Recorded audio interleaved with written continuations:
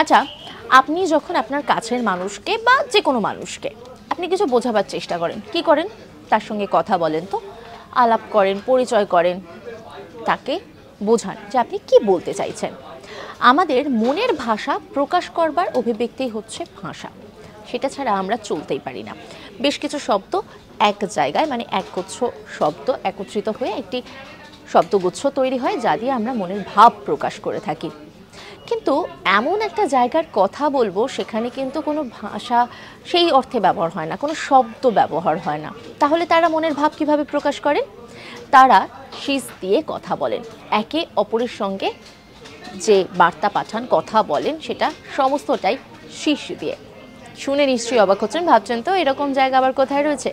Canary দ্বীপপুঞ্জের আদিবাসীরা কিন্তু শিস দিয়েই একে অপরের সঙ্গে কথা বলে থাকেন, ভাব বিনিময় করে থাকেন, আর তারা কিন্তু এতেই অভ্যস্ত। এরকমই নানা আপডেট রয়েছে আপনাদের জন্য, তার জন্য অবশ্যই নজর রাখুন আজ তাক বাংলার ইউটিউব স্ট্রিমিংয়ে।